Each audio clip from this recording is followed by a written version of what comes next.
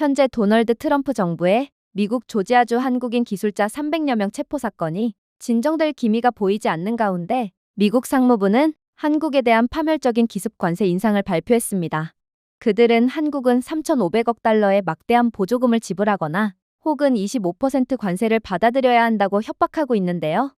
그런데 이에 대한 한국의 반응이 매우 충격적이었고 이는 전 세계를 경악시키고 있다고 합니다.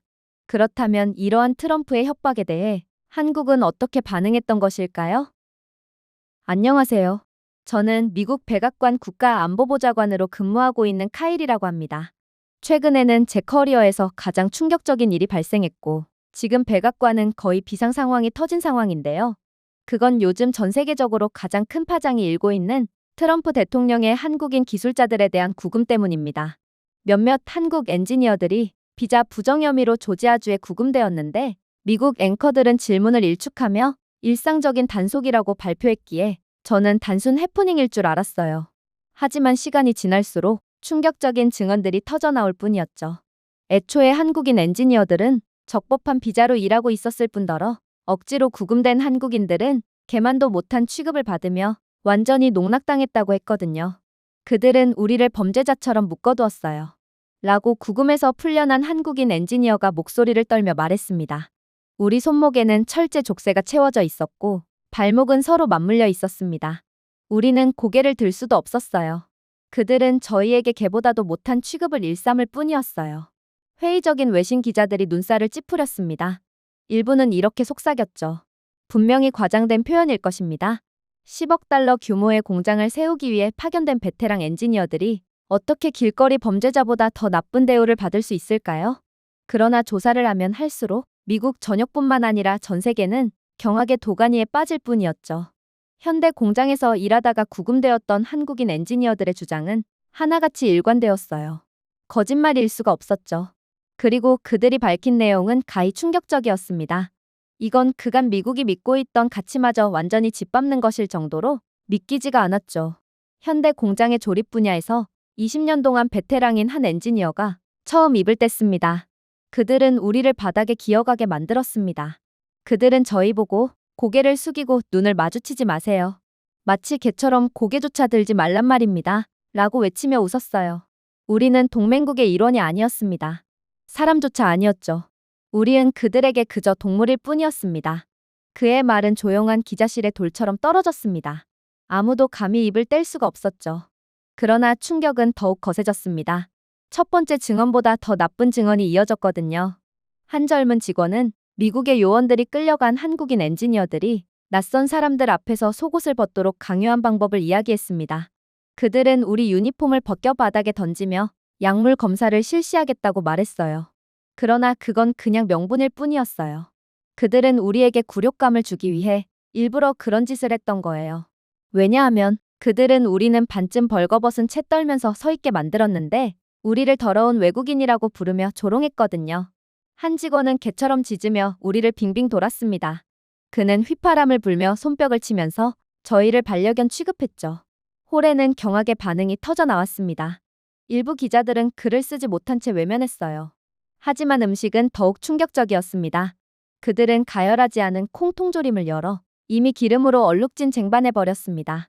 그걸 한국인 엔지니어들에게 먹였죠. 콩은 가운데가 얼고 가장자리에서 신맛이 났습니다. 라고 다른 한국인 엔지니어가 말했습니다. 이미 금이 간 플라스틱 숟가락으로 제공했습니다. 우리가 불평하자 미국인 직원이 쟁반에 침을 뱉으며 이제 미국 맛이 난다 라고 말했어요. 기자들은 경악하며 그의 증언을 믿으려고 하지 않았죠. 하지만 얼마 후에 유출된 사진은 그가 사실을 말하고 있다는 것을 증명했어요. 한 사진에는 미국인 직원이 바닥에 물을 붓고 구금자들에게 무릎을 꿇으라고 명령하는 장면이 담겨 있었습니다. 수감실의 상태는 더욱 가관이었죠. 천장에는 곰팡이가 피어 있었고 바닥은 축축했으며 머리카락과 벌레로 뒤덮여 있었거든요. 한국인 엔지니어들은 침대조차 없는 축축하고 더러운 방에서 억지로 자야 했던 것입니다. 그것도 미국의 요청으로 인해 오게 된 사람들이 말이죠. 조롱은 쇠사슬보다 더 깊게 자랐습니다. 한국인 엔지니어들은 경비원들이 니아오를 외치며 괴롭혔다고 주장했습니다. 그들이 항의해도 소용이 없었다고 했어요. 너희 모두 똑같아 보인다. 한국인이든 중국인이든 상관없어. 그냥 노란색일 뿐이야. 사슬에 묶여 굴욕을 당한 한국인 수감자들은 밤새 조롱의 웃음이 울려 퍼지는 것을 견뎌야 했습니다. 이에 전 세계적인 분노가 확산되었어요. 프랑스의 한 기자는 그들은 개보다 한국 국민을 더 나쁘게 대했습니다. 우리 안에 있는 동물들도 제대로 먹을 권리가 보장되고 동물들도 얼굴 때문에 조롱받지 않아요. 한 유럽 특파원은 처음에는 과장된 것처럼 보였습니다. 21세기에 일어날 수 있는 일이 아니라고 생각했어요. 하지만 증언이 너무 일관되고 증거가 너무 압도적입니다. 이게 정녕 세계 패권국인 미국에서 벌어지고 있는 일이란 말인가요? 캐나다의 한 사설은 미국이 파트너를 이렇게 대한다면 협력에 어떤 희망이 있을까요? 라고 조롱했습니다. 심지어 일부 미국 평론가들도 불안감을 고백했습니다. 한 평론가는 실리콘밸리 엔지니어들이 해외에 묶여 있다고 상상해보세요. 라고 썼습니다. 우리가 직접 당해도 그런 일을 일상이라고 부르며 아무렇지 않은 척을 할 수 있을까요? 하지만 워싱턴에서는 답답한 상황만이 이어질 뿐이었습니다. 미국의 고위 관리들은 대본을 고수할 뿐이었죠. 표준 구금 절차라고 그들은 반복했습니다. 하지만 한국인들은 더 잘 알고 있었습니다. 표준 절차에는 목줄, 조롱, 냉동콩이 포함되지 않습니다. 회피하는 답변 하나하나가 배신감을 더욱 깊게 만들었을 뿐이었어요. 지금쯤 문제는 엔지니어를 넘어서고 있었습니다. 이제 이 문제는 전쟁과 빈곤에서 기술 대기업으로 성장한 국민의 존중, 주권, 자부심에 관한 것이었어요. 그리고 침묵으로 일관하면 세계는 언젠가는 이를 잊고 말 거라는 미국의 뻔뻔한 반응과는 달리 외국의 반응은 더욱 불타오를 뿐이었습니다. 독일의 한 방송인은 처음에는 보도를 의심했습니다. 이제는 부인할 수 없는 사실이에요.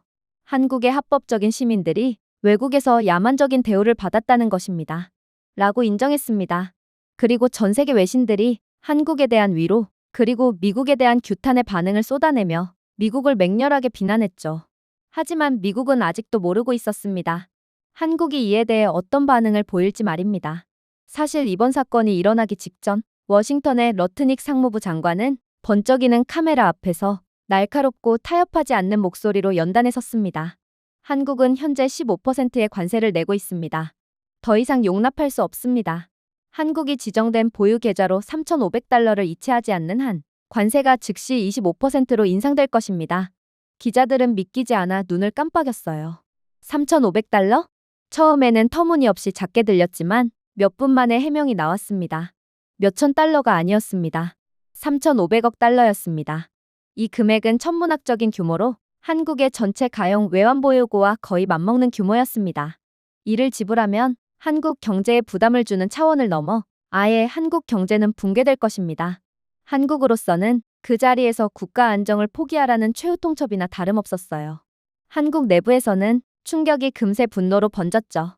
경제학자들은 밤마다 같은 이야기를 담은 차트를 들고 줄을 섰습니다. 한 전문가는 그 돈을 넘기면 즉각적인 외환위기가 발생할 것이라고 설명했습니다. 하룻밤 사이에 외환위기가 발생할 것입니다. 원화가 폭락하고 신용등급이 급락하며 수입품인 에너지, 식품, 원자재가 급등할 것입니다. 계약으로 위장한 사형 선고입니다. 또 다른 분석가는 생방송에서 씁쓸하게 웃었습니다. 합의가 아닙니다. 정장과 넥타이를 메고 강도를 저지른 것입니다. 외신들은 처음에 이번 교착 상태를 단순한 무역 분쟁으로 규정했습니다. 하지만 세부 사항을 더 깊이 파헤칠수록 그 요구는 더 이상 불가능해 보였어요. 한 독일 신문은 헤드라인으로 이를 조롱했습니다. 미국의 수학, 모든 것을 지불하라. 아니면 더 지불하라. 한 캐나다 칼럼니스트는 어떤 파트너가 관세를 가장한 몸값 지불을 요구하나요? 라고 지적했습니다. 서울에서 정부는 딜레마에 직면했어요. 이에 응하는 것은 스스로 목숨을 끊는 것과 다름없었습니다. 그렇다고 해서 이에 저항한다는 것은 세계 최대 경제대국과의 대결을 의미했죠. 그리고 지금 이번 한국인 구금 사태로 인해 한국의 주권이 완전히 침해당한 상황에서 한국은 전 세계를 뒤집어 놓을 결정을 하게 되었죠. 그건 바로 한국은 미국에 불가능한 현금을 넘겨주는 대신 자신들이 수주하고 있는 막대한 해외 프로젝트를 통합하여 필요한 자원을 미국 기업에서 얻겠다는 발표를 해왔거든요. 한국의 현대중공업이나 대우조선해양은 동남아시아의 해양 인프라 건설에 막대한 계약을 따낸 상태였고 LG에너지솔루션, 삼성 SDI, SKO는 유럽의 첨단 배터리 공장, 중동의 재생에너지 그리드 등 막대한 프로젝트를 진행하던 차였습니다. 이를 이용해서 한국은 미국이 한국에 대한 신뢰를 잃지 않고 한꺼번에 무리한 자금을 지원할 필요가 없는 유형의 투자로 의무를 분산한다는 기발한 아이디어를 제시한 거였습니다. 긴급 언론 브리핑에서 한 한국 협상가는 침착하게 이를 설명하더군요. 미국의 무모한 요구를 충족시키기 위해 한국의 경제를 파괴하지는 않을 것입니다. 대신 미래 세계 경제를 형성하는 투자를 통합할 것입니다. 박수갈채가 터져나왔습니다. 한국의 제안은 항복이 아니라 유도였습니다. 한국은 미국의 무차별적인 요구를 글로벌 발자취를 보여줄 수 있는 기회로 삼았던 것이죠. 한때 한국의 지렛대를 의심했던 국제 분석가들은 놀라움을 금치 못했습니다. 한 프랑스 경제학자는 중도 강국이 두려움보다는 창의력으로 워싱턴에 맞선 것은 이번이 처음이라고 말하며 한국의 제안에 극찬하는 반응을 보이기도 했죠. 그러나 드라마를 더욱 날카롭게 만든 대조는 따로 있었습니다. 한국과 같은 요구에 직면한 일본은 미국의 요구에 저항 없이 문을 열었거든요. 일본은 안보 관계와 오랜 우정을 이유로 미국의 지시를 직접 따르겠다고 발표했습니다. 자금은 유선으로 송금하고 미국의 요구에 대한 어떠한 질문도 하지 않았어요. 일본 국내에서는 관리들이 트럼프에 대한 충성심으로 옷을 입으려고 노력했습니다. 하지만 현실은 분명했어요. 일본은 가지고 있지 않은 현금으로 지불할 것이고 그 결과는 파괴적일 것이라는 것이죠. 아시아 전역의 경제학자들은 이러한 전망에 몸서리를 쳤습니다.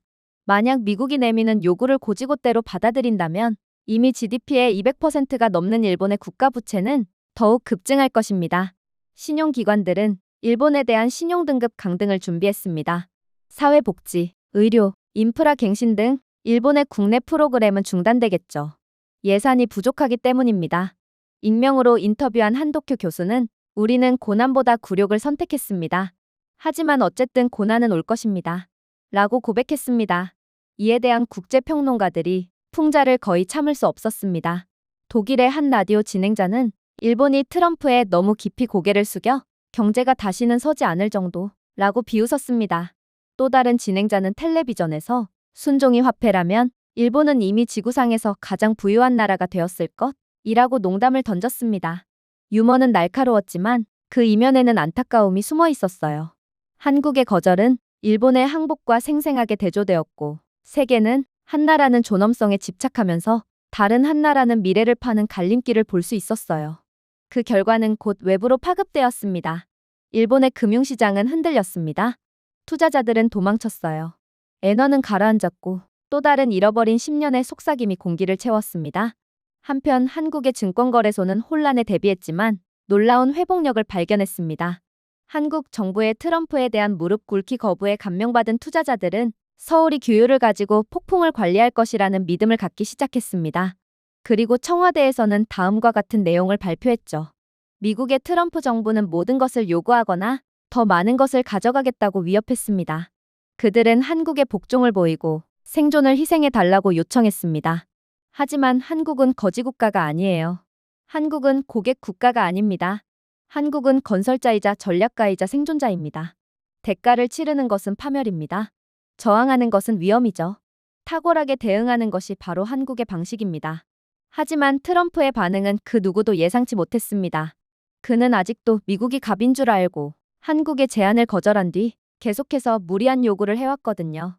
트럼프 대변인은 한국이 수십억 달러의 현금뿐만 아니라 미국의 장기적인 산업 정렬에 필요한 지식도 넘겨야 한다는 최후 통첩을 정색하며 반복했습니다. 한 기자가 손을 들었어요. 그게 정확히 무슨 뜻이죠? 트럼프 대변인은 미소를 지었습니다. 한국은 모든 공장을 미국으로 이전해야 할 것이며 이에 따른 모든 프로세스와 기술을 전부 미국에 공유해야 합니다. 그게 조건입니다. 방은 조용해졌습니다.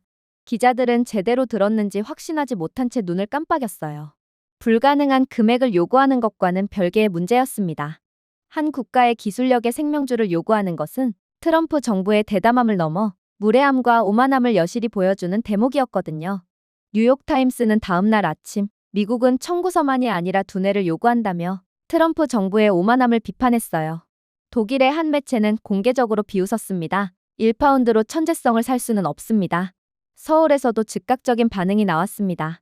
한국 정부는 이례적으로 유감의 반응을 보였어요. 기술은 쌀 자루가 아닙니다. 카운터를 가로질러 거래하는 것이 아니에요. 수십 년간의 희생과 시련, 실수의 정신입니다. 그것은 국가의 것입니다. 국민의 것이죠. 소식통에 따르면 한국의 내각회의에서는 더욱 격렬한 반응이 터져나왔다고 했어요. 미국은 우리가 엔지니어를 미국으로 보내고 그동안 개발한 첨단 기술까지 전부 바치기를 원합니다. 리소그래피 비법부터 AI 칩 설계까지. 그들은 지식을 양동이에 담긴 물과 같다고 생각하는 것 같아요. 그냥 바다를 가로질러 부으면 모든 게 해결된다고 생각하죠. 그리고 이내 역사의 길이 남을 충격적인 사건이 벌어지게 됩니다.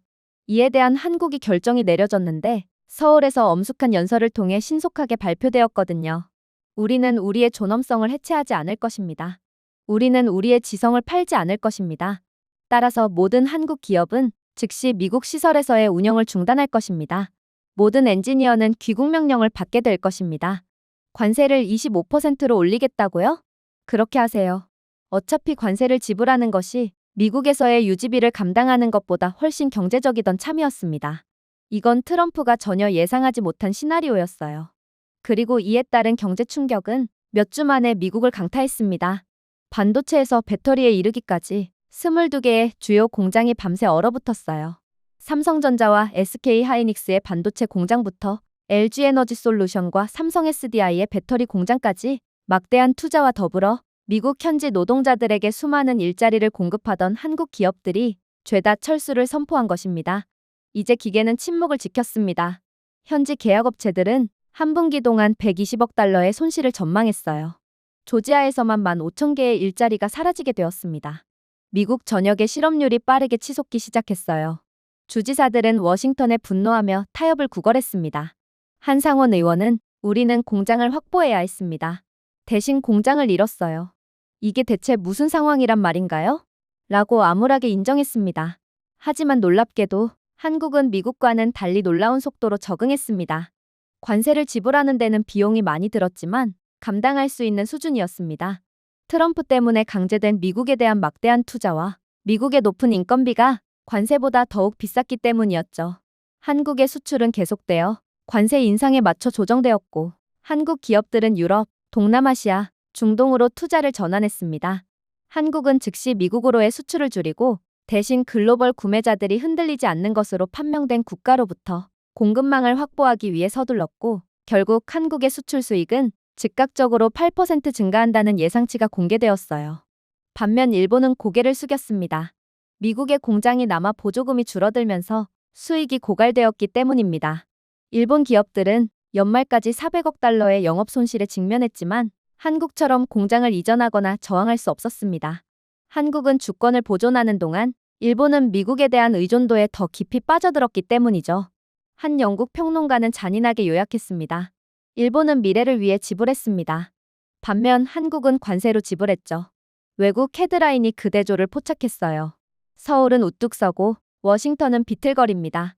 한국은 존엄성을, 미국은 부채를 선택합니다. 심지어 미국 신문들도 그 대가를 인정하기 시작했습니다. 한사설은 한국을 강하게 압박하려는 트럼프의 시도는 엄청난 역효과를 낳았습니다. 우리는 너무 많은 것을 요구했습니다. 결국 아무것도 얻지 못했죠. 라고 고백했습니다. 하지만 시간이 지날수록 누가 잃었고 누가 얻었는지에 대한 결과는 더욱 극명해졌어요. 특히나 이러한 부분은 일본에서 극명해졌죠. 왜냐하면 한국과는 달리 일본은 미국과 협상을 못해도 너무 못했거든요. 일본은 미국에 무조건적으로 복종한 대가를 치르게 되었습니다. 러트닉의 3,500억 달러 요구가 있은 지 48시간 만에 일본 관리들은 고개를 숙이고 즉각적인 지불을 약속하며 미국에 흔들리지 않는 협력을 안심시켰습니다. 시장을 진정시키기 위한 것이었지만 약세만 드러낼 뿐이었죠. 재정적 타격은 엄청났습니다. 도쿄의 계좌에서 송금된 3,500억 달러가 하룻밤 사이에 준비금을 비웠습니다. 덕분에 엔화의 신뢰도는 급락했죠. 분기 말까지 일본의 외환보유고 수준은 15년 만에 최저치로 떨어졌습니다. 일본의 신문들은 충격요법이나 자발적 붕괴와 같은 단어를 사용하며 현재의 상황을 비관적으로 볼 뿐이었어요. 가장 황당함을 느꼈던 건 일본의 시민들이었습니다. 그들은 자신이 들은 내용을 믿기 어려워했거든요. 오사카의 한 중년 상점 주인은 카메라 스태프에게 왜 내 세금이 미국의 탐욕에 자금을 지원해야 하나요? 우리는 봉건적 가신처럼 공물을 바칩니다. 라고 외쳤습니다. 그의 분노는 점점 더 커지는 합창을 반영했습니다. 하지만 일본의 정부 청사에서는 공식적인 입장이 강경했습니다. 안보를 위한 것입니다. 동맹을 위한 것입니다. 수치는 쌓였고 각 수치는 지난 회계연도보다 더 굴욕적이었습니다. 사회복지 지출은 한 회계연도에 240억 달러 감소할 것으로 예상되었어요. 홋카이도의 시골 병원은 직원 수를 절반으로 줄여야 한다는 충격적인 보고서까지 발표했습니다. 간사이를 가로지르는 중요한 도로 및 교량 수리는 무기한 연기되었죠. 도쿄의 자체 대도시 예산은 지하철 유지 보수를 줄이면서 사고에 대한 우려를 불러일으켰습니다. 일반 일본인에게 규정 준수는 세금 인상, 연금 축소, 클리닉 대기시간 연장 등 직접적인 고통을 의미했죠. 국제 언론은 일본에 대한 동정심과 조롱이 섞인 결정으로 분석했습니다. 독일의 한 비즈니스 저널은 일본은 받지 못할 약속에 대한 대가로 돈을 지불한다 라고 말했습니다. 싱가포르의 한 칼럼니스트는 한 걸음 더 나아가 이렇게 말했습니다. 일본은 너무 깊이 고개를 숙여 더 이상 자신이 걸어가는 땅을 보지 못합니다. 한편 일본과는 대조적인 한국의 행보는 전 세계적인 화두가 되었습니다. 비축량을 늘리는 대신 관세를 흡수하고 무역 방향을 바꾸기로 결정한 한국의 선택은 신의 한 수로 평가받았는데 시간이 지날수록 실제의 결과조차 좋게 나오기 시작했거든요. 국제 분석가들은 이러한 변화를 즉시 알아차렸습니다. 이달 말까지 한국의 대유럽 수출은 9.3% 증가했으며 독일, 프랑스, 네덜란드 구매자로부터 180억 달러 상당의 반도체 계약이 체결되었습니다. 동남아시아에서는 한국 기업들이 70억 달러 상당의 전기차 배터리 계약을 체결하면서 후퇴하는 일본 공급업체들이 현금 부족에 빠진 공백을 메웠죠. 아이러니는 잔인했습니다. 일본은 미국과의 관계를 유지하기 위해 수십억 달러를 지불했지만 미국 소비자들은 여전히 일본 공장이 납품을 하지 못해 한국 제품을 찾았습니다. 실제로 미국의 수입 데이터에 따르면 관세에도 불구하고 한국 제품은 여전히 일본 제품을 15% 가까이 앞질렀습니다. 이유는 역시나 품질과 신뢰성이었죠. 관세로 인해 비용이 증가했지만 한국의 속도와 혁신은 여전히 일본의 침체를 능가했던 것입니다. 서울에서 열린 텔레비전 토론회에서 경제학자 패널이 차트를 비교했습니다. 한 패널은 산맥처럼 치솟는 일본의 부채 곡선을 지적했어요. 일본은 이미 GDP의 260%에 해당하는 부채를 지고 있습니다. 라고 그는 설명했습니다. 미국의 요구를 더하면 일본은 300%에 가까워집니다. 이것은 경제적 질식입니다. 그런 다음 그는 한국의 차트인 50% 미만의 안정적인 부채 비율, 꾸준한 준비금, 무역 다변화 증가를 지적했어요. 우리는 관세를 선택했습니다. 회복력을 선택했습니다. 결과를 보세요. 청중은 우레와 같은 박수를 보냈습니다. 아시아 전역에서 투자자들은 지갑으로 투표를 시작했습니다. 바이오 테크부터 조선업에 이르기까지 다양한 산업을 대상으로 350억 달러의 외국 자본이 한국에 유입되었습니다. 동시에 일본은 끝없는 조공금 지급과 성장 둔화에 대한 우려로 800억 달러가 시장을 떠났어요. 니케이의 헤드라인은 암울하게 바뀌었습니다. 또 다른 잃어버린 10년이 다가오고 있습니다. 한편 서울은 LNG 운반선과 해상 풍력 플랫폼의 기록적인 수주를 축하하고 있어요. 이제는 미국 분석가들조차 미국의 전략에 의문을 제기하기 시작했습니다. 보스턴의 한 싱크탱크는 보고서에서 우리의 압박 캠페인은 부정적인 결과를 낳았습니다. 일본의 수능은 경제를 약화시키는 반면 한국의 저항은 독립성을 강화합니다. 둘 사이의 격차는 좁혀지지 않고 벌어지고 있습니다. 라고 언급했어요. 월스트리트 저널은 직설적인 헤드라인을 달았습니다. 한국은 저항하고 이익을 얻고 일본은 복종하고 고통을 겪습니다. 도쿄에서는 정치적 여파가 심각했습니다. 야당은 정부가 주권을 공짜로 팔고 있다. 라고 비난했죠. 시위대는 신주쿠에 모여 헌물 납부를 중단하라는 팻말을 들고 시위를 벌이기도 했습니다. 군중 속 한 노인은 기자들에게 연금이 줄어들고 있고 아이들은 일자리를 찾을 수 없지만 우리 지도자들은 더 깊이 고개를 숙이고 있습니다. 이것은 동맹이 아닙니다. 이것이 봉건주의가 다시 태어난 것입니다. 라고 말하기도 했죠. 반면 서울에서는 거의 축제 분위기였어요. 한국 정부는 한때 미국을 위해 계획되었던 프로젝트가 국내로 이전되면서 국내에서 창출된 2만 5천 개의 새로운 첨단 일자리를 보여주는 데이터를 발표했습니다. 한 장관은 수치를 제시하며 미소를 지었죠. 우리는 아무것도 잃지 않았습니다. 우리는 모든 것을 얻었습니다. 관세 25%는 아직도 한국 입장에서는 매우 경제적인 수준입니다. 풍자는 대조가 깊어지면서 더욱 날카로워졌습니다. 미국의 코미디언들은 워싱턴이 한국의 두뇌를 요구했지만 대신 일본의 지갑을 얻었다. 라고 쏘아붙였어요.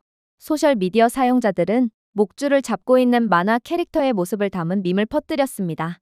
목줄은 긴장한 미소를 짓고 있는 일본 관료에게 걸려 있었고 그 옆에는 한국인 엔지니어가 납땜 도구로 체인을 자르고 자랑스럽게 목줄을 잡으며 걸어가고 있었습니다.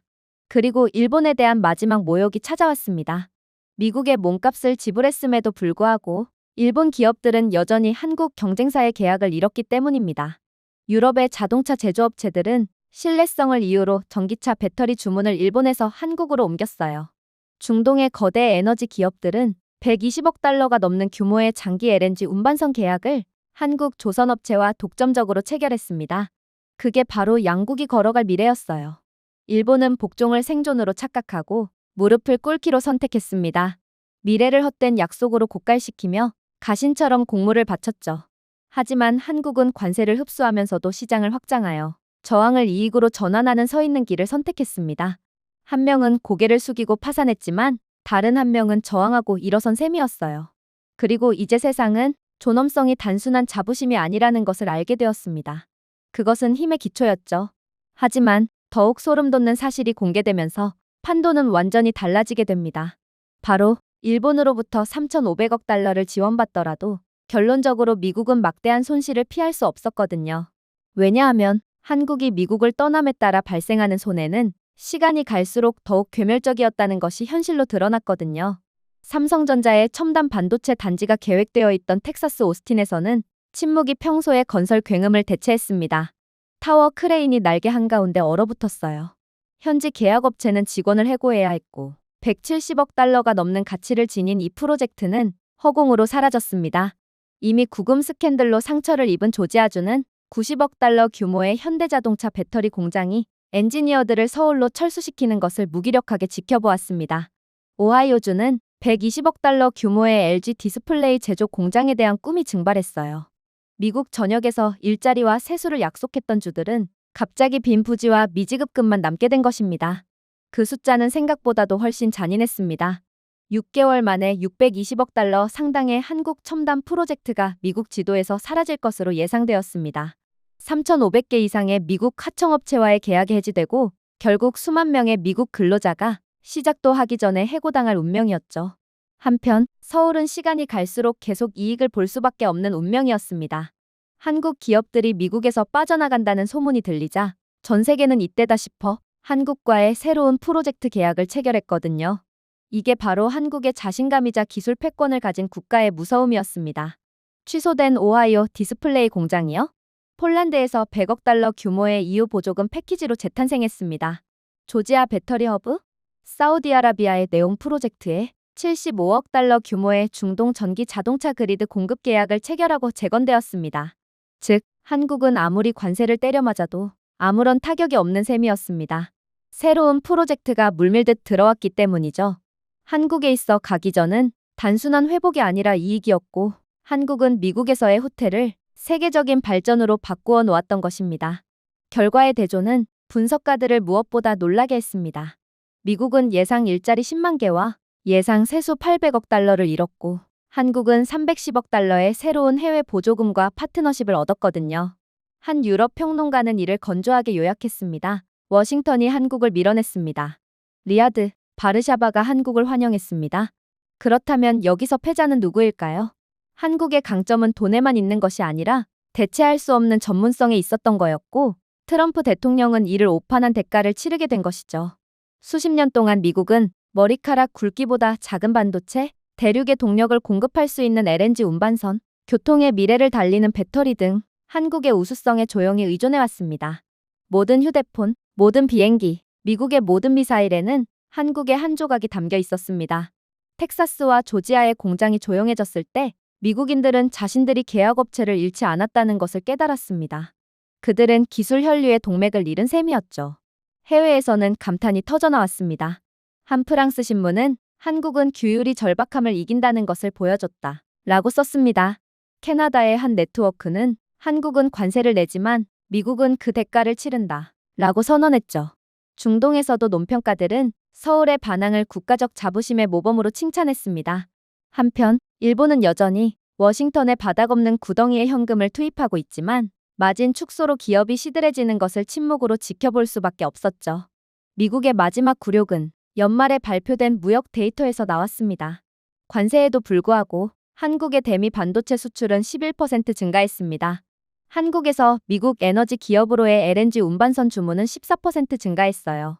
미래 모빌리티의 심장인 전기차 배터리는 18% 급증했습니다. 관세가 한국을 막지는 못했습니다. 관세는 단순히 미국인을 위한 가격을 인상했을 뿐입니다. 한국의 이윤은 증가하고 미국의 의존도는 심화되었으며 일본의 침묵은 그 어느 때보다 한심해 보였습니다. 그야말로 미국은 관세가 한국을 무너뜨릴 것이라고 생각했지만 대신 한국은 스페어 체인지처럼 돈을 지불한 셈입니다. 트럼프 정부는 투자를 유치하면 서울에 타격을 줄 것이라고 생각했지만 대신 피를 흘린 건 미국이었죠. 공장은 얼어붙고 일자리는 사라졌으며 혁신은 바다 건너 후퇴했습니다. 하지만 한국은 번영하며 새로운 시장으로 확장하여 존엄의 검처럼 타의 추종을 불허하는 기술을 휘두르고 있어요. 워싱턴은 돈을 잃었습니다. 도쿄는 체면을 잃었습니다. 그러나 서울은 아무것도 잃지 않았습니다. 이게 바로 21세기의 세계 최강의 기술 경쟁력을 가진 국가를 건든 것에 대한 대가였죠. 그리고 이젠 트럼프 자신이 은혜도 모르고 한국을 공격한 대가를 치르게 되었습니다. 경제학자들이 가장 먼저 경종을 울렸어요. 한 기사는 수학은 통하지 않았다 라고 직설적으로 선언했습니다. 관세를 내는 것은 고통스럽죠. 하지만 조공은 스스로 목숨을 끊는 행위와 다름이 없습니다. 그런 점에서 한국은 현명하게 선택했죠. 일본은 재앙을 선택했고 미국은 잘못 계산했습니다. 월스트리트의 차트는 화면을 가득 채웠습니다. 미국의 대한국 무역 적자는 줄어들지 않고 확대되어 이대로라면 단 6개월 만에 680억 달러로 급증할 것으로 예상되었습니다. 관세를 부과하더라도 한국 상품은 전자, 에너지 저장, 해운을 압도했어요. CNBC의 한 애널리스트는 이것은 한국의 손실이 아닙니다. 라고 인정했습니다. 백악관 안에서 트럼프는 분노를 표출했습니다. 브리핑 슬라이드에서 여론조사 수치가 빨간색으로 깜빡였습니다. 한때 42%에 달했던 그의 지지율은 공장 폐쇄 직후 곧바로 29%로 급락했습니다. 한국 투자로 일자리를 약속했던 러스트벨트 유권자들은 이제 빈터와 분홍색 슬립에 직면했어요. 오하이오에서 열린 집회에서 구호는 시큰둥해졌습니다. 군중은 일자리는 어디에 있나요? 라고 외쳤습니다. 트럼프는 손을 들어 몸을 돌리려 했지만 야유가 쏟아졌습니다. 처음으로 그의 말에는 아무런 의미가 없었어요. 외국 전문가들마저 쏟아져 나왔습니다. 한독일 경제학자는 텔레비전에서 한국의 대응은 무모한 것이 아니라 계산된 것이라고 말했습니다. 그들은 빠르고 규율이 엄격하며 신중했습니다. 반면 미국의 정책은 어설프고 자기 패배적이었죠. 프랑스 잡지 표지에는 트럼프 대통령이 깨진 공장 부품을 저글링하는 모습이 담겨 있습니다. 거래의 예술? 붕괴의 예술에 더 가깝다는 제목의 풍자 만화가 온라인에 퍼졌어요. 트럼프는 혁신이라는 라벨이 붙은 한국 화물선을 쫓아가다가 바닥에 쏟아지는 관세 가방을 넘어뜨렸습니다. 동시에 해외에서는 한국의 조용한 힘이 더욱 커졌습니다. 유럽 방위산업체들은 현대중공업, 대우조선해양, 삼성중공업 등의 한국 조선 업체들의 정시성을 높이 평가하며 65억 달러 규모의 계약을 체결했습니다. 중동 에너지 기업들은 한국의 수소 인프라에 90억 달러를 투자했죠. 아프리카에서는 새로운 철도 프로젝트에 한국 로고가 새겨졌습니다. 헤드라인마다 워싱턴의 자존심을 뒤흔들었던 한국은 이제 세계를 건설하고 있는 것입니다. 트럼프의 정치 기계가 흔들렸어요. 고문들은 탈당에 대해 속삭였고 기부자들은 견제를 보류했으며 여론조사 기관은 민주당의 트럼프에 대한 선거 압승을 경고했습니다. 신문들은 공개적으로 이렇게 추측했죠. 한국에 대한 관세가 트럼프 대통령의 임기를 망칠 수 있을까요? 제가 보기엔 그렇다고 봅니다. 아이러니는 날카로웠습니다. 힘을 자랑하던 대통령은 이제 작은 나라의 도전에 궁지에 몰린 채 약해져 서 있었거든요. 서울은 트럼프를 상대로 승리했음에도 여전히 거의 절제된 반응을 보였습니다. 가슴을 두근거리게 하는 연설도 거친 축하 행사도 없었어요. 한국의 장관들은 냉정한 어조로 말할 뿐이었습니다. 우리는 우리의 결정을 지지합니다. 회복력에 투자합니다. 존엄성에 투자하죠. 하지만 전 세계는 그 말의 무게를 이해했습니다. 한국의 힘은 소리치는 것이 아니라 보여주는 것에 있었습니다. 텍사스와 오하이오의 조용한 공장 바닥이 그 증거로 충분했습니다. 이젠 굴욕의 장이 완성되었습니다. 미국은 한국을 압박하려 했지만 자국의 경제와 대통령직을 불안정하게 만들었습니다. 트럼프의 의자는 그의 아래에서 흔들렸고 집회는 더 이상 승리하지 않았으며 기반도 더 이상 충성스럽지 않게 되었어요. 트럼프 대통령은 한국이 무너질 것이라고 생각했습니다. 관세가 한국을 무너뜨릴 것이라고 생각했죠. 대신 흔들리는 것은 미국이었고 한국을 건드렸던 지도자는 약화되었으며 자존심이 산산조각 났습니다. 그리고 그 침묵 속에서 한국의 힘은 부인할 수 없게 되었습니다. 진정한 힘은 외치지 않습니다. 진정한 힘은 단순히 견디고 세상이 현실에 굴복할 때까지 기다리는 거였죠. 이제 트럼프의 편은 사라졌습니다. 지지율은 급락하고 있고 의원들도 하나둘씩 트럼프의 고개를 돌렸죠. 그러자 트럼프는 이제 미친 척을 시작했어요. 그는 다시금 지지율을 올리고 카리스마 있는 모습을 보여주기 위해 마치 자신이 여전히 한국 위에 있고 한국을 자유자재로 다스릴 수 있다는 뉘앙스의 행동을 하기 시작했거든요. 여론조사는 무너지고 동맹국들은 표류하며 시장은 소용돌이친 상황에 더해 모든 네트워크의 논평가들은 미국이 실수를 저질렀다는 명백한 사실을 인정했지만 궁지에 몰리고 도전적이었던 트럼프는 여전히 승리 카드를 쥐고 있다고 주장하기 시작했습니다. 그는 집회에서 한국을 뒤엎을 것이라고 선언했고 동시에 자신의 측근들조차 놀라게 한 조치로 그는 소위 신동맹 조건을 공개했는데 이는 너무 오만하고 터무니없어서 노련한 외교관들조차 문서를 읽으며 큰 소리로 웃었습니다. 그는 관세를 25%로 올리는 것을 물을 테니 대신 한국은 다음과 같은 조건을 이행해야 한다고 주장했습니다. 트럼프의 첫 번째 요구는 법적 전문 용어로 옷을 입었지만 의미는 간단했습니다. 모든 한국 수출품은 미국산 라벨을 부착해야 한다는 것이었어요. 트럼프는 지지자들에게 한국에서 만들어지더라도 미국에서 만드는 것으로 해야 합니다. 라고 말했습니다. 관중들은 의아한 표정을 지었어요. 분석가들은 고개를 저었습니다. 한 영국 기자는 다음에는 김치가 텍사스 발명품이라고 주장할 것입니다. 라고 말했죠. 두 번째 요구는 더욱 대담해졌습니다. 한국 기업은 특허나 소유권에 관계없이 미국의 영구적인 기술 로열티를 지불해야 합니다. 이 조항은 미국이 한국이 전 세계에서 생산하는 모든 반도체, 선박 또는 배터리의 일정 비율을 받아야 한다고 주장했습니다. 한 트럼프 보좌관은 임대료라고 생각하세요. 라고 설명하더군요. 경제학자들은 즉시 이 노선을 조롱했습니다. 무엇을 위한 임대료인가요? 존재를 위한 임대료인가요? 다음에는 한국인들이 숨만 쉬어도 미국 국민들에게 돈을 지불해야 한다고 하겠네요. 세 번째 요구는 거의 패러디처럼 들렸습니다. 한국은 필요 여부에 관계없이 옥수수, 대두, 소고기 등 잉여 미국 농산물 수출품을 전량 구매해야 했습니다.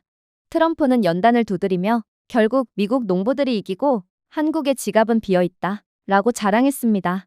캐나다의 한 방송사는 이를 무역정책 복장을 한 식민지 곡물이라고 불렀습니다. 밈은 하룻밤 사이에 퍼졌습니다. 한국 노동자들이 의무 저녁 식사 계획과 같은 캡션이 달린 산더미 같은 옥수수를 먹는 거였죠. 서울의 한 임원들은 믿을 수 없다는 듯이 명단을 읽었습니다. 한 CEO는 비공개 회의 중 웃음을 터뜨렸죠. 그래서 한국은 미국의 마케팅 부서, 은행, 슈퍼마켓이 되라는 건가요? 트럼프는 다음에는 태평양을 임대해달라고 요청할지도 몰라요. 방안은 쓴웃음으로 가득 찼습니다. 한 고위 엔지니어는 협상이 아닙니다. 코미디입니다. 라고 속삭였습니다. 그러나 일본은 다시 한번 문을 열었습니다. 도쿄의 관리들은 조용히 농산물 구매와 로열티 제도에 동의하는 문서에 서명했어요. 국영 텔레비전은 이를 동맹관계 강화로 돌리려고 했지만 경제적 타격은 즉각적이었습니다. 일본 무역회사들은 한 분기 동안 120억 달러의 손실을 보고했습니다. 쇠고기 수입은 창고에 사용되지 않고 쌓여갈 것으로 예상되었어요. 이건 너무나도 불공정한 조약이었거든요. 경쟁에 짓눌린 일본의 농부들은 해답을 요구하며 시위를 벌였지만 아무것도 달라지는 것은 없었죠. 이러한 굴종적인 상황에 도쿄 신문 헤드라인에는 아이러니가 포착되었습니다. 미국을 위해 우리 자신을 파산시키다. 국제 분석가들은 대조를 더욱 날카롭게 만들었습니다. 독일의 한 싱크탱크는 한국은 굴욕을 거부합니다. 일본은 굴욕을 받아들입니다. 그 결과가 눈에 띕니다. 프랑스 사설은 일본의 복종을 조롱했습니다. 그들은 자신들의 논이 죽어가는 동안에도 미국산 옥수수 비용을 지불합니다. 한편 한국의 거부는 박수를 받았습니다. 유럽 관리들은 한국의 훈육과 용기를 칭찬했고 중동 지도자들은 수십억 달러 규모의 신규 계약으로 한국 기업들을 구애했습니다. 즉 트럼프의 도박은 엄청난 역효과를 낳은 셈이었습니다. 백악관은 이 계획이 천재적이라고 주장했지만 외신 헤드라인은 무자비했어요. 파이낸셜 타임스는 트럼프가 끈적끈적한 손가락으로 한국 화물선을 들고 있는 반면 배는 침착하게 빈손으로 떠나는 만화를 일면에 실었습니다. 르몽드 헤드라인은 간단히 읽혔습니다. 존엄성에 세금을 부과한 대통령, 온라인 풍자가들은 끝없는 농담을 만들어냈습니다. 한 사람은 트럼프가 서울의 이름을 리틀 아메리카로 바꾸라고 요구하는 모습을 보여주었습니다. 또 다른 사람은 한국인들에게 서울 광장에 있는 자신의 황금 동상에 자금을 지원해달라고 요청하는 모습을 묘사했습니다. 하지만 한국은 여전히 차분함을 유지했어요. 장관들은 부드럽게 말했습니다. 우리는 주권을 사지 않습니다. 존엄성을 빌리지 않습니다. 심지어 한국은 미국의 불합리한 요구를 배제하기 위해 유럽, 동남아시아, 아프리카와 함께하는 글로벌 공정무역 연합이라는 새로운 이니셔티브를 발표했어요. 42개국이 즉각적으로 서명했더군요. 미국의 전 세계적인 관세 갑질에 질려버린 국가들은 한국을 지지하기 시작한 것입니다. 그야말로 세계 패권국 미국의 엄청난 굴욕이었죠. 상황이 이렇게까지 치닫자 트럼프의 정치적 비용은 치명적이라고 할 수 있었습니다. 지지율 급락도 급락이지만 한때 환호성으로 가득 찬 집회는 야유로 바뀌었어요. 시위대는 우리는 일자리를 잃었습니다. 미국에 대한 전 세계적인 존경심도 잃었습니다. 우리는 모든 것을 잃었습니다. 라며 트럼프를 규탄했고 충성스러운 상원 의원들조차도 공개적으로 트럼프를 비판했죠. 그는 한국을 식민지로 만들려고 했고 대신 우리를 웃음거리로 만들었습니다. 한편 한국의 명성은 치솟았습니다. 베를린의 한 교수는 학생들에게 부조리를 거부함으로써 작은 나라가 존중을 명령하는 방식은 이것이 정석이라고 할 수 있습니다. 라고 말했습니다. 리야드의 한 장관은 우리는 지금 워싱턴보다 서울을 더 신뢰합니다. 그들은 공정성을 수호합니다. 라고 말했습니다. 그러나 진짜 경악스러운 상황은 아직 시작도 안 한 상태였습니다. 도대체 한국은 언제까지 전 세계를 놀라게 할 건지 계속해서 믿기 힘든 상황을 만들어냈거든요. 일단 한국이 미국 땅의 모든 마지막 프로젝트를 중단하겠다고 발표했을 때 헤드라인은 전 세계로 퍼져나가며 비평가들은 이것이 허풍이라고 생각했습니다. 그리고 정말로 오하이오에서 불도저가 침묵하고 텍사스에서 크레인이 얼어붙고 한국인 엔지니어들이 죄다 인천으로 돌아가는 항공편에 탑승했을 때 많은 사람들이 한국은 최악의 선택을 했다고 판단했죠. 그러나 한국이 떠난 직후 리야드, 자카르타 등에서는 기회의 냄새를 맡고 한국에 달려들기 시작했어요. 그리고 이 국가들은 기꺼이 미국을 철수한 한국에 막대한 자금과 기회를 제공했죠. 중국이 먼저 나서서 한국의 차세대 반도체 공장이 광저우에 상륙하면 120억 유로의 보조금을 지급하겠다고 약속했습니다. 한 장관은 한국 기업들에 대해 15년 동안 세금을 면제할 것이라고 자랑스럽게 선언했어요. 분석가들이 이 패키지를 계산해 본 결과 총 혜택은 160억 달러를 넘어섰으며 이는 미국이 제공한 것보다 거의 2배나 많은 금액이었습니다. 그러자 베트남에서 뒤처지지 않기 위해 필사적으로 한국에 도착했습니다. 하노이 근처에 무료 토지를 제공해드리겠습니다. 라고 총리가 직접 발표했습니다. 20년 동안 1000만 제곱미터를 임대료 없이 제공하겠습니다. 그는 웃으며 그리고 베트남 정부에서 부담하는 고속철도 직통 노선을 건설하겠습니다. 라고 덧붙였습니다. 계산은 놀라웠어요. 한국 기업들은 물류 비용만 40억 달러, 면제 수수료만 20억 달러를 더 절약할 수 있게 되었거든요. 중동에서는 그 수가 더욱 터무니없이 늘어났습니다. 리야드의 왕세자는 수소 및 전기차 배터리 복합시설에 220억 달러의 즉각적인 현금 지원을 제공했습니다. 그는 한국 경영진에게 조건을 말씀해주세요. 라고 말했습니다. 보조금뿐만 아니라 영구적인 세금 면제도 제공하겠습니다. 두바이는 며칠 후 30년 동안 모든 한국 시설에 무료 전력과 수도를 제공하겠다고 약속했어요. 한 한국 협상가는 기자들에게 속삭였습니다. 미국이 우리에게 조공을 요청했습니다. 하지만 중동은 우리에게 천국을 제공하겠다고 하는군요. 그러나 진짜 충격은 지금부터였습니다. 아프리카도 합창단에 합류했거든요. 나이지리아는 라고스를 통한 무료 수출 채널과 함께 정유 및 석유화학 공장에 70억 달러의 인센티브를 제안했습니다. 남아프리카 공화국은 한국 기업들이 요하네스버그에 AI 및 통신 허브를 설립하기로 합의한다면 정부 급여로 전액 보조금을 받는 현지 근로자 4만 명을 약속했죠. 헝가리와 같은 작은 국가들도 다뉴브강을 따라 EU가 지원하는 배터리 생산 인센티브 50억 달러를 흔들며 뛰어들었습니다. 한편 동남아시아는 관대함의 전쟁터가 되었습니다. 베트남은 다시금 100억 달러 규모의 반도체 클러스터 건설을 위한 신속한 건설 허가와 전액 인프라 자금 지원을 약속했습니다. 인도네시아는 한국의 전기차 배터리 공장을 확보하기 위해 80억 달러 규모의 니켈 및 코발트 채굴권을 무상으로 제공하며 입찰에 응했죠. 태국은 60억 달러 규모의 토지 및 세금 면제를 통해 한국 조선 기술을 유치하기 위해 해변 산업단지를 제공했습니다. 제안은 거의 코믹한 규모로 진행되었습니다. 한 유럽 기자는 국가들이 한국의 선물을 경매하고 있습니다. 서울은 더 이상 입찰자가 아니라 경매인입니다. 라고 농담을 던졌어요. 그러나 이로 인한 한국의 재정 전망은 더욱 놀라울 정도였습니다. 제안의 절반이라도 받아들여진다면 한국은 3년 안에 1,500억 달러 이상의 보조금을 확보할 수 있을 것입니다. 반면 미국의 취소된 프로젝트는 620억 달러의 손실에 더해 시간이 갈수록 손해는 더욱 막심해질 것으로 예상되었어요. 이렇듯 한국이 미국을 완전히 압도하고 있는 상황에 분석가들은 이를 위대한 반전이라고 불렀습니다. 미국의 괴롭힘은 한국을 밀어냈지만 한국은 모든 대륙에 걸쳐 영향력을 행사하고 있거든요. 워싱턴에서는 상원의원들이 신음했습니다. 한 상원 의원은 우리는 그들을 쫓아냈고 이제 전 세계가 그들의 충성심을 매수하고 있다. 라고 인정했습니다. 트럼프는 집회에서 그들이 우리 공장을 훔치고 있어요. 라고 분노했어요. 그러나 그 어느 때보다 적은 관중들이 초라한 박수로 화답할 뿐이었죠. 이러한 누구도 예상하지 못했던 상황에 전 세계 언론은 서울을 칭찬하지 않을 수 없었습니다. 슈피겔은 이제 한국이 식탁에서 무엇을 먹을지 결정합니다. 라고 썼습니다.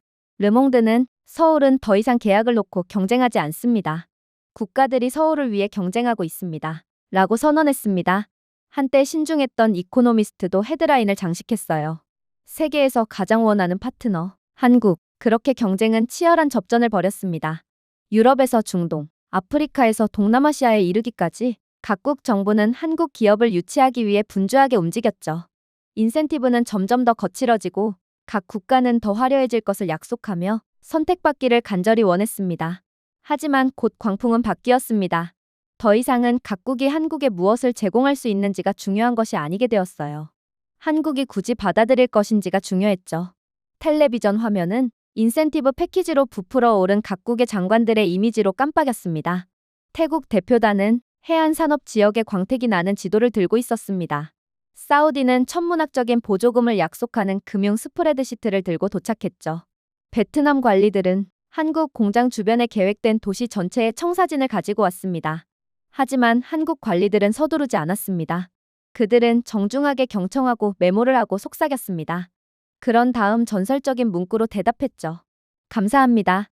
검토해보겠습니다. 이 네 단어는 서울의 조용한 판결에 따라 제공국 주식시장이 크게 흔들리거나 재산이 오르거나 무너지는 것을 의미했습니다. 원래는 마땅히 미국이 했어야 할 말이었죠. 그리고 충격은 시작되었습니다. 외신 기자들은 한국이 기술의 IMF가 되었다고 농담을 던지기 시작했어요. 한때 국제통화기금이 한 국가의 재정 규율을 판단했다면 이제 한국은 그들의 산업 규율을 판단한 것입니다. 한독일 앵커는 방송에서 베를린은 예전에는 미국의 승인을 구걸했습니다. 이제 베를린은 한국의 반도체를 구걸합니다. 라고 자주 섞인 말을 해왔어요. 그리고 그 말은 진실이었죠. 세계 각국의 자본은 더 이상 미국의 정책이 아니라 한국이 새로운 공급망 질서 안에서 자국의 경제 미래를 허용할지에 달려있다는 사실을 깨달았거든요. 그리고 한국은 이내 다시금 누구도 예상치 못한 결정을 내려왔어요.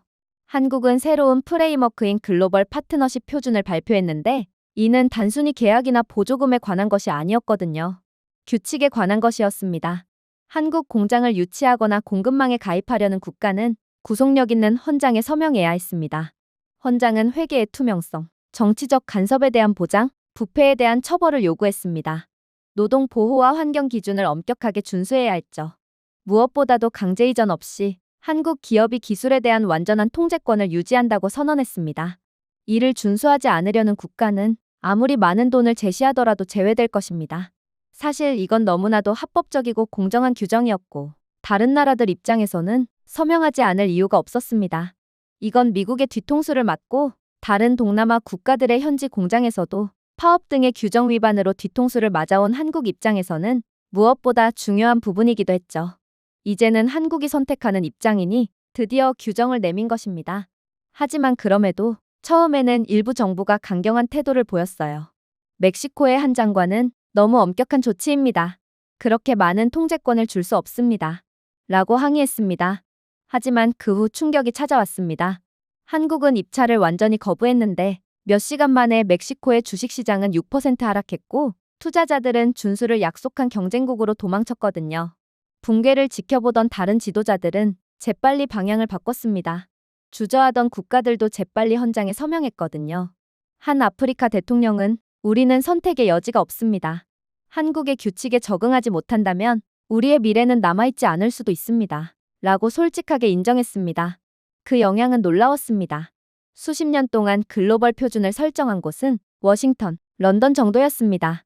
그러나 이제 판도가 완전히 바뀌었어요. 서울은 조건을 정하고 다른 나라들은 이를 따랐습니다. 실질적으로 한국은 반도체, 전기차 배터리, 조선 계약에 대한 글로벌 가격 기준선을 효과적으로 설정했어요. 서울이 요금을 2% 조정하면 유럽의 공장은 예산을 다시 계산하고 디트로이트의 자동차 제조업체는 서둘러 예측을 업데이트했으며 걸프 지역의 에너지 회사는 올해 계획을 전면 수정해야 했습니다. 영국 신문의 풍자적인 헤드라인에는 다음과 같이 적혀 있습니다. 세계 경제는 이제 서울 시간으로 동기화됩니다. 트럼프 대통령의 허튼 짓으로 과소평가받던 한국은 이제야 그 힘을 전 세계인들에게 인정받게 된 것입니다. 그리고 이젠 한국에 대한 세계의 경외심만 남았죠. 분석가들은 한국의 힘이 위협이나 군대에서 비롯된 것이 아니라는 것이 가장 중요한 사실이라고 지적했습니다. 한국의 힘은 신뢰성, 일관성, 우수성에서 비롯된 거였어요. 한 캐나다 평론가는 방송에서 이것은 구제국주의적 의미의 지배가 아닙니다. 이것은 신뢰를 통한 리더십입니다. 그리고 그것은 가장 도전하기 어렵습니다. 라고 말했습니다. 한때 세계 가격의 왕이었던 산유국들이 한국 배터리 생산 일정에 맞춰 에너지 계약을 조정하면서 한국의 레버리지 규모는 부인할 수 없게 되었습니다. 한 애널리스트는 20세기 가장 기본적인 원자재인 에너지는 이제 한국의 21세기 공급망에 맞춰졌다. 라고 헐떡였죠. 이러한 변화의 상징적 무게는 구제국들이 독점권을 잃었고 새로운 문지기가 미래의 흐름을 통제했다는 점에서 비롯되었습니다. 그리고 바로 오늘 그 구제국이 붕괴되었다는 신호탄이 날아들었죠. 미국 최대 기술 기업의 주가는 급락했고 일부 기업은 몇 시간 만에 가치의 4분의 1을 잃었습니다. 논평가들은 조용한 목소리로 말했어요. 제국이 멸망했습니다. 수십 년 동안 워싱턴은 혁신의 중심지, 세계 기술의 거대 기업으로 불렸습니다. 하지만 지금은 환상이 산산조각 났어요. 전 세계는 더 이상 실리콘밸리의 답을 찾지 않았습니다. 서울을 바라보았죠. 이러한 붕괴는 연설에서 극적인 것이 아니라 수치로 나타났습니다. 분기 말까지 미국의 산업 파산은 전년 대비 46% 급증할 것으로 전망되었습니다. 수출 수익은 1,800억 달러 감소한 반면 무역 적자는 사상 최대치인 1조 3천억 달러로 확대될 예정이었죠. 한때 제조업의 유산을 자랑하던 실업률은 도시 전역으로 퍼져나갔습니다. 한때 자동차 제조업체들이 세계를 지배했던 디트로이트에서는 한 달 이내에 4만 5천 명의 근로자가 해고될 것으로 예측되었습니다. 텍사스에서는 칩 공장이 유유 상태고 창고는 쓸모없는 장비로 가득 찼습니다. 분석가들은 이를 부인할 수 없었습니다. 미국은 더 이상 기술 제국이 아니었습니다. 미국은 자국의 오만함에 대한 부담감으로 자신감을 잃은 빚진 국가일 뿐이었죠. 한편 한국은 정반대의 방향으로 나아갔습니다. 수출은 전년 대비 23% 급증하며 흑자 수준이 사상 최고치를 기록했습니다. 실업률은 20년 만에 최저치인 2.9%로 떨어졌습니다. 서울의 헤드라인은 다음과 같이 선언했습니다. 일자리는 풍부하고 공장은 넘쳐납니다. 국제 노동 전문가들은 단 2년 만에 한국이 반도체, 친환경 에너지, 조선 분야에서 120만 개의 고숙련 일자리를 추가했다고 추정했습니다. 그 대칭성은 잔인했습니다. 미국인의 일자리가 사라질 때마다 한국인 일자리가 생겨나는 셈이었거든요. 외신들은 대조를 완화하려는 시도조차 하지 않았습니다. 가디언은 스스로를 무너뜨린 제국이라는 제목의 특집 기사를 게재했습니다. 이 기사는 한때 무기로 여겨졌던 워싱턴의 정책이 이제 절망적인 허풍처럼 느껴졌다고 설명했습니다. 데어 슈피겔은 표지 일러스트레이션을 선보였어요. 미국 독수리가 착륙하고 날개가 잘린 반면 한국 봉황은 고층 빌딩 위로 치솟았죠. 도쿄에서조차 평론가들은 20세기는 그들의 것이었다. 21세기는 한국의 것이다. 라고 씁쓸하게 속삭였습니다. 그러나 가장 충격적인 점은 따로 있었습니다. 전 세계 이사회에서는 경영진이 미국 사례 연구에 대한 언급을 중단했기 때문입니다. 대신 한국의 효율성, 한국의 규율, 한국의 속도를 꼽았죠. 독일의 한 자동차 이사는 우리는 디트로이트가 아닌 서울을 벤치마킹하고 있습니다. 그들의 턴어라운드 시간은 타의 추종을 불허합니다. 라고 설명했습니다. 인도의 한 기술 CEO는 인터뷰에서 웃으며 말했습니다. 미국은 꿈을 약속했습니다. 그러나 한국은 마감일을 제공합니다. 아프리카에서도 각국 정부는 태양광 발전소부터 철도 시스템에 이르기까지 새로운 한국산 인프라를 자랑스럽게 발전의 증거로 꼽았어요. 이 수치는 그 어떤 연설보다 큰 목소리를 냈습니다. 회계연도 말까지 한국의 무역 흑자는 4,100억 달러를 넘어섰고 미국의 적자는 역사적인 수준으로 급증했습니다. 심지어 달러 패권까지 흔들리기 시작했어요.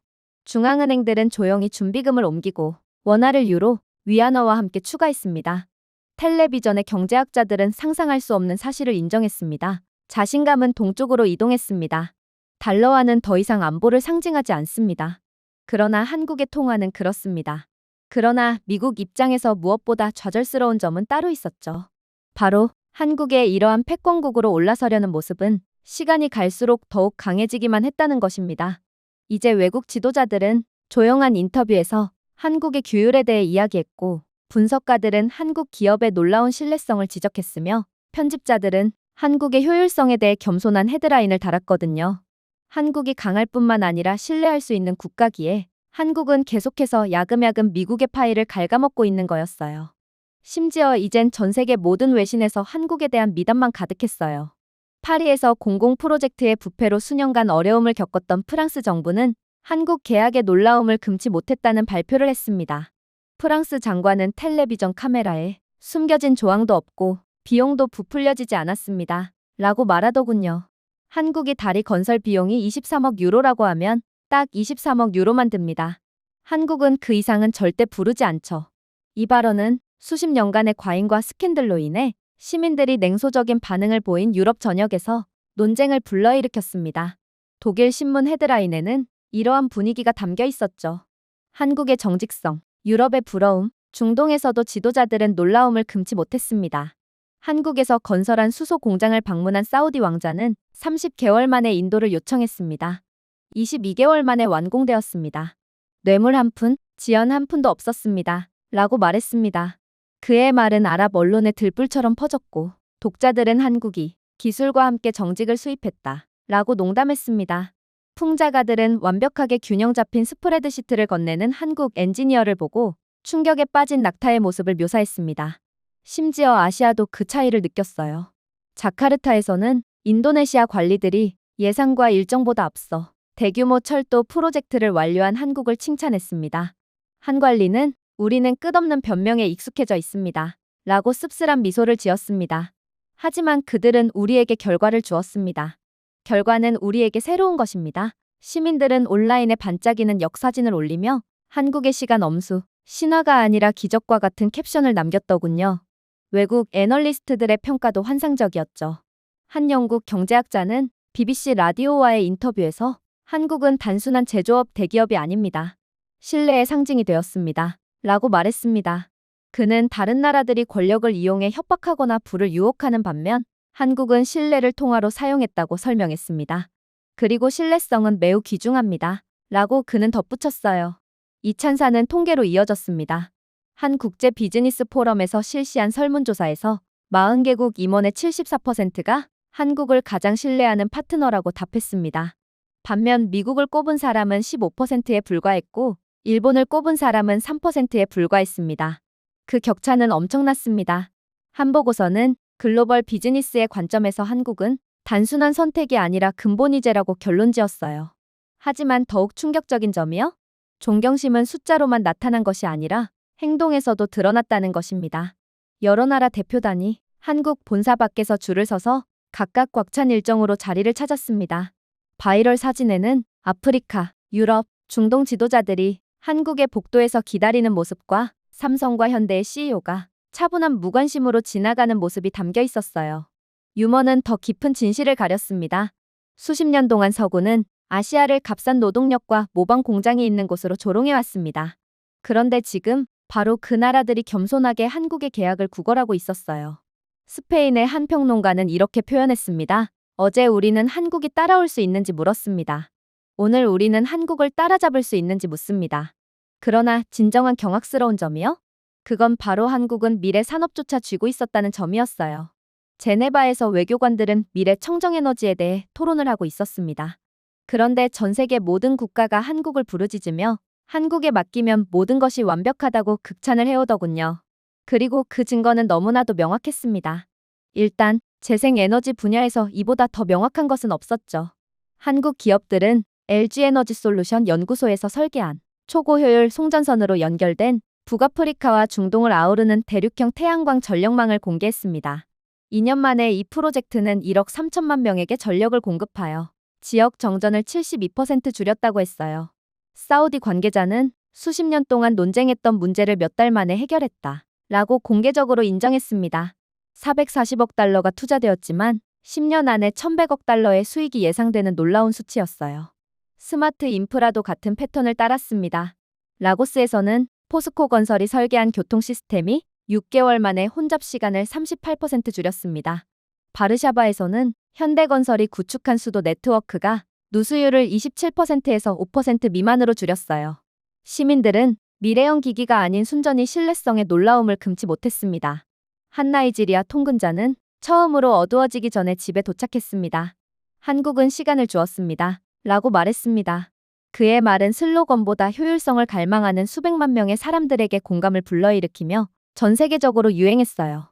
그 후 우주의 최전선이 찾아왔습니다. 다른 기업들은 비용 초과와 정치적 분쟁으로 어려움을 겪고 있는 반면 한국은 조용히 파트너십을 구축했습니다. 한화 에어로스페이스는 유럽 및 아프리카 기관과의 공동 프로젝트를 통해 재난 모니터링과 기후 추적을 위해 설계된 위성을 궤도에 올려놓았습니다. 발사는 예정대로 진행되었고 데이터는 자유롭게 공유되었으며 즉각적인 이점을 얻을 수 있었다고 했어요. 케냐의 농부들은 정확한 강우량 예보를 받았습니다. 스페인의 소방관들은 한국 영상을 사용하여 산불 확산을 예측했습니다. 심지어 나사 과학자들도 그들은 협력의 새로운 기준을 세웠습니다. 우리는 그들의 선례를 따르고 있습니다. 라고 인정했죠. 세계는 이러한 패턴을 깨닫기 시작했습니다. 한때 미국은 엄청난 힘을 통해 이끌었습니다. 일본은 한때 모방과 동맹에 의존했습니다. 이제 한국은 역량과 공정성을 통해 이끌었습니다. 그리고 역량은 그 중에서도 가장 희귀한 자원이었어요. 외국 지도자들은 경외심을 가지고 반응했습니다. 브뤼셀에서 한 장관은 그들의 결단력이 부럽습니다. 우리는 수년 동안 토론하고 몇 주 안에 결정합니다. 라고 고백했습니다. 카이로에서 한 관계자는 한국에는 숨겨진 비용도 놀라움도 없습니다.